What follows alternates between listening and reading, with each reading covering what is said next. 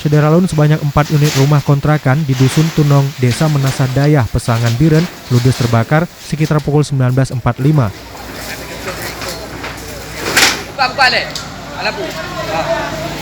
Rumah kontrakan itu milik almarhum Hamdarudin yang dihuni 16 jiwa dari 3 kepala keluarga.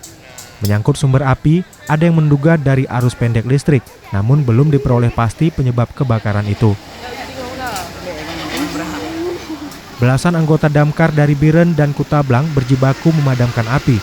Namun karena kondisi rumah berkonstruksi kayu dan semi permanen sehingga api cepat meluas. Dari Biren, Yusmandin Idris, Serambi On TV.